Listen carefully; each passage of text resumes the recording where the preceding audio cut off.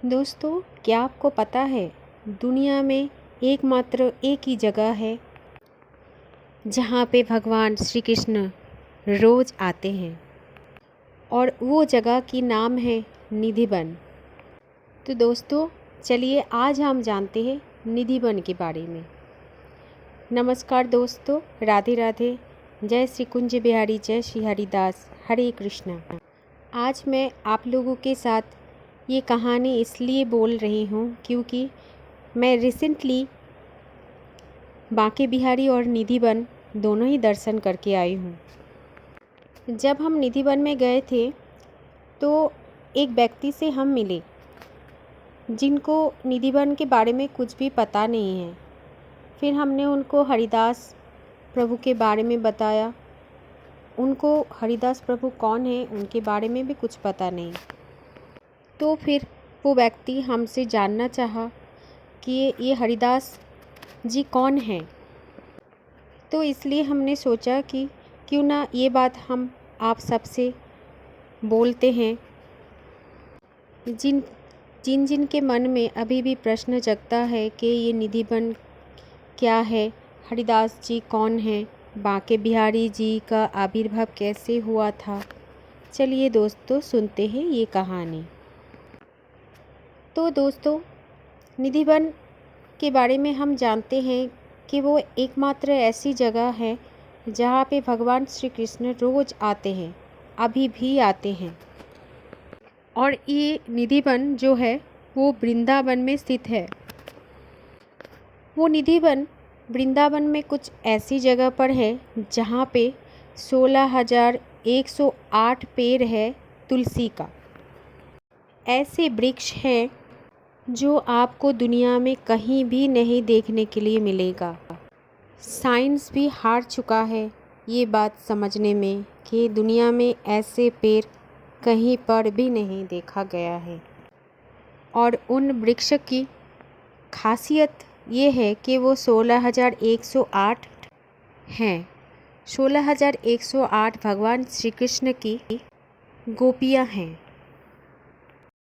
वृंदावन में जाने पर आपको ये बात ज़रूर सुनने को मिलेगा कि हर रात्रि में अभी भी ये जितने भी 16,108 तुलसी का वृक्ष है, सभी 16,108 गोपियाँ बन जाते हैं और सभी भगवान श्री कृष्ण के साथ रास करते हैं। और एक खासियत इन वृक्षों का है कि ये जितने भी वृक्ष हैं सभी पृथ्वी की तरफ झुकते हैं और ब्रिज की रज को चूमना चाहते हैं। आप शायद देखते होंगे कि हर कोई वृक्ष हमेशा ऊपर की तरफ उठता है, हमेशा सूर्य की तरफ देखता है, लेकिन ये सारे वृक्ष पृथ्वी की तरफ झुककर गोपियाँ बन जाते हैं और पृथ्वी को नमन करते हैं। और एक ख़ास बात यह है कि अगर आप कभी भी निधिवन गए हो और जाओगे तो ज़रूर देखना कि वहाँ पर कभी भी इनमें से कोई वृक्ष को पानी भी नहीं दिया जाता है। इस वजह से इनकी जड़ें सूखी हुई होती है, लेकिन जो वृक्ष हैं वो हमेशा हरे पत्तियों से लहराते हैं, हमेशा हरा भरा रहता है, कभी भी सूखते नहीं हैं। ये वृक्ष हमेशा हरा भरा रहता है और हरे पत्तियों से लहराते हैं। ये वृक्ष कभी भी सूखते नहीं हैं, इनकी जड़ें भी सूखा हुआ रहता है। वहाँ की मिट्टी में कभी भी घास भी नहीं उगते हैं, सिर्फ और सिर्फ यही वृक्ष होता है और कुछ भी वृक्ष नहीं होता है वहाँ पर। उस धरती तो मानो तुलसी का वन है, इसीलिए उस धरती का नाम वृंदावन है। निधिवन में आपको कहीं पर भी किसी जगह पे भी कोई नया घास उगते हुए नहीं दिखेगा। जब भी आप निधिवन जाओगे तो ज़रूर देखना वहाँ की मिट्टी में घास नहीं होते हैं। और दोस्तों, निधिवन के बीचों बीच में एक महल है, रंग महल बोलते हैं उसको। और उस रंग महल में एक चांदी की सैया होता है जो बना है सिर्फ भगवान श्री कृष्ण के लिए। और इस सैया को भगवान श्री कृष्ण के लिए और राधा रानी के लिए रोज़ फूलों से सजाया जाता है। रोज़ ही होता है इस महल का अद्भुत श्रृंगार। और पास ही में रखा जाता है श्रृंगार का सामान, और वहाँ पर पान का बीरा भी रखा हुआ होता है, दातून रखी जाती है, एक जल से भरा हुआ लोटा रखा जाता है और प्रसाद के रूप में लड्डू और पेड़े रखा जाता है। दोस्तों, रात के समय हर दिन प्रतिदिन रंग महल को कुछ इस तरीके से सजाया जाता है, लेकिन सुबह वो सारी चीज़ें इस्तेमाल होती है और जो हमें देखने के लिए मिलता है, जैसे पान को चबाया हुआ मिलता है, दातून का यूज़ किया है और लड्डू भी खाया हुआ है, इस तरीके का सामान हमें मिलता है। सभी लोग ऐसे ही मानते हैं कि रात को वहाँ पर भगवान श्री कृष्ण और राधा रानी आते हैं। ये भी सुनने को मिलता है कि वहाँ पर भगवान श्री कृष्ण राधा रानी जी का श्रृंगार करते हैं। उसके बाद 16,108 गोपियों के साथ रासलीलाएँ करते हैं।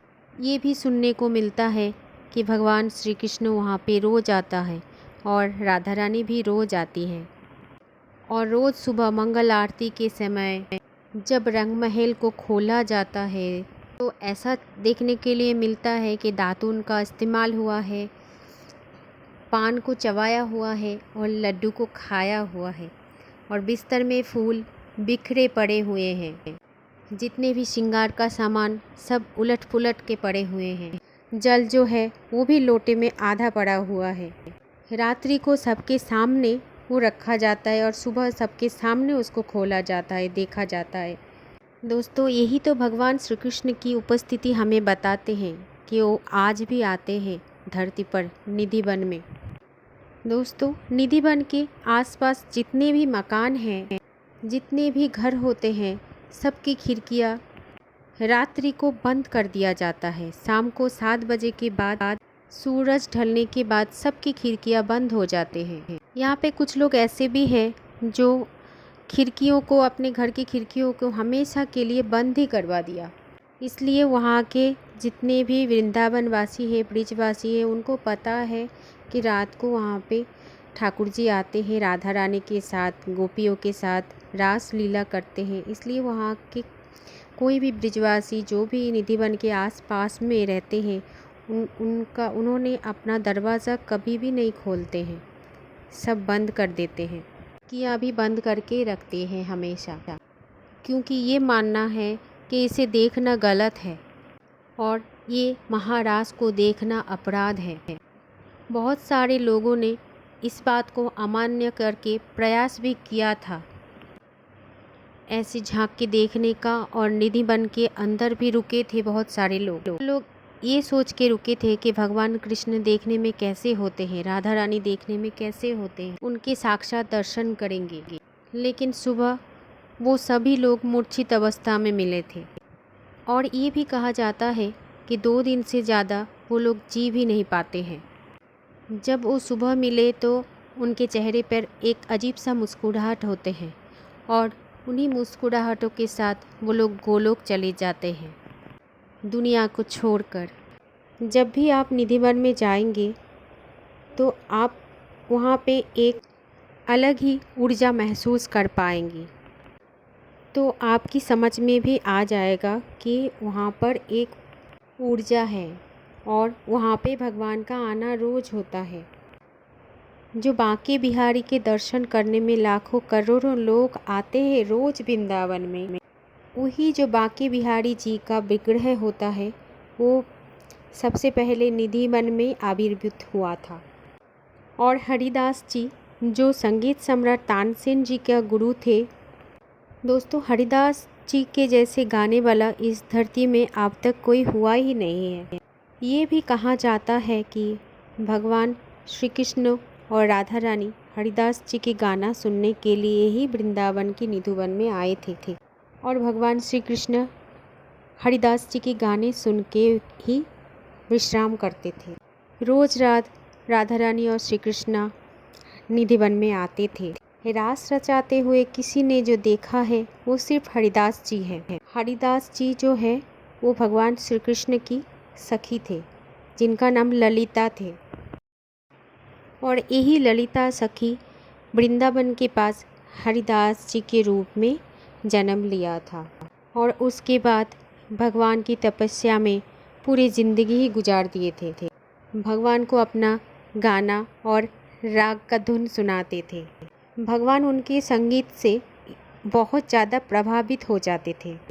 भगवान श्री कृष्ण हरिदास जी के गायन पे इतना प्रभावित हो गए थे कि जब हरिदास जी ने प्रार्थना किया था कि प्रभु आपको देखना चाहता हूँ, तो स्वयं श्री कृष्ण और राधा रानी जी प्रकट हो गए थे। उन्होंने ये भी बोला था कि प्रभु कलयुग में सारी दुनिया आपके दर्शन कैसे करेंगे प्रभु। तो भगवान वहाँ पे प्रकट हुए थे प्रकाश के रूप ज्योत में। जो मूर्ति अभी बांके बिहारी जी का है, वही मूर्ति वही विग्रह जी है बांके बिहारी जी का। बांके बिहारी जी का मूर्ति जो है वो भगवान श्री कृष्ण और राधा रानी जी का मिलन मूर्ति है। दोस्तों, भगवान श्री कृष्ण और राधा रानी को एक साथ दर्शन के लिए हम बांके बिहारी जी का दर्शन करते हैं, हमारे ठाकुर जी का दर्शन करते हैं। तो दोस्तों, निधि वन जो है वो अपने आप में है एक चमत्कारिक जगह और रहस्य से भरी हुई। दोस्तों, जब भी आप निधि वन जाओगे तो वहाँ पे उस भगवान का ऊर्जा को ज़रूर महसूस करोगे। वहाँ पर एक प्रकट के स्थान है जहाँ पर हरिदास जी का प्रार्थना सुनकर ठाकुर जी पधारे थे। लाखों करोड़ों लोग वहाँ पर जाते हैं, लेकिन जाने मात्र से वहाँ की ऊर्जा को महसूस नहीं होता, महसूस करना पड़ता है। इसलिए दोस्तों, जब भी आप निधि वन जाओ या फिर आपको मौका मिले निधि वन जाने का, बांके बिहारी जाने का, तो ज़रूर आप वहाँ की ऊर्जा को महसूस करके आना, क्योंकि वही एकमात्र भगवान का अति प्रिय स्थान है जहाँ पे भगवान रोज आते हैं। बहुत सारे लोगों के मन में अभी भी बहुत सारे प्रश्न हैं। क्या श्री कृष्ण भगवान है? राधा रानी जी हैं? बहुत सारे लोग ऐसे हैं, उनके मन में हमेशा ये प्रश्न आते ही हैं। तो जो भी व्यक्ति हमारे कान्हा जी को जानने का इच्छुक है, जानना चाहते हैं, तो मुझे लगता है कि भगवान को जानकर करोगे क्या? कितना जानोगे? जितना भी जानोगे उतना ही कम पड़ जाएगा, क्योंकि ये सारी सृष्टि ही उनके बनाए हुए हैं। क्या इतना जानना काफ़ी नहीं होता है कि सूर्य जो है अपने समय पे उगते हैं और रात जो होते हैं अपने समय पे आते हैं, और ये पृथ्वी, ये धरती आसमान में, अंतरिक्ष में ऐसे ही घूम रहे हैं। सब एक दूसरे के चारों तरफ ऐसे ही घूमते जा रहे हैं, लेकिन कोई भी एक दूसरे से टकराते कभी नहीं है। क्या आप ये भी नहीं देख पाते हैं, आजकल तो बहुत कैमरा दुनिया में आ गए हैं, कितने अच्छे अच्छे फ़ोटोज़ लेते हैं सब, लेकिन दोस्तों जो तस्वीर आपकी आँखों में ले लेते हैं वो अच्छे से भी अच्छा कैमरा नहीं ले सकते हैं। भगवान की सृष्टि ही तो है हमारी आँखें, जो दूर दूर तक ऐसे दिख जाते हैं, उसका पिक्सल कभी फट नहीं जाता है। जब भी आप अपने को आईने में देखते हो तो उसकी रचना को भी देख लिया करो कि आप भी उनकी रचना हो। यही तो है उसके होने का सबूत। इसी से तो पता चलता है कि आप और हम उनसे ही बनी हुई है। वो हम और आपके भीतर में ही रहते हैं, हम उनकी रचना हैं, हमारे आसपास ही रहते हैं वो। इसीलिए तो सब कहते हैं कण कण में है भगवान, कण कण में है कृष्णा। ये सिर्फ आस्था की बात है, अपने मन के अंदर विश्वास की बात है। जब भी अपने विश्वास को जागृत करोगे और चारों तरफ देखोगे तो आपको हर पल, हर जगह, हर समय वो दिखाई देंगे और उसके नए नए लीलाएं, चमत्कार आपको महसूस ज़रूर होगा। जब तक कृष्ण आपके भीतर होता है तब तक आपका सांसें चलता है, दुनिया आपसे बात करता है, आप दुनिया से मिल पाते हो। यही तो है कृष्णा, यही तो है हमारा ईश्वर, यही तो है रचयिता, यही तो है भगवान। लेकिन दोस्तों, जैसे ही हमारे आत्मा, हमारे कृष्णा हमारे शरीर को त्याग देंगे, वैसे हम सब निर्जीव वस्तुओं की तरह ही हो जाएंगे और इससे कुछ ही देर में ही आपका हमारा अपने भी हमारे साथ छोड़ देते हैं। तो दोस्तों, अगर आप भगवान को जानना चाहते हो, भगवान को देखना चाहते हो, तो अपने आप के अंदर झांक के देखो, भगवान आपको मिल ही जाएगा। वो हमारी मन में है, हमारी कण कण में है। इसलिए दोस्तों, मन ही मन में हमेशा एक ही नाम जपते रहो, हरे कृष्णा कृष्ण कृष्ण हरे हरे, हरे रामा रामा रामा हरे हरे। तो अपने मन में ही अपने कृष्णा को ज़रूर मिल पाओगे। राधे राधे।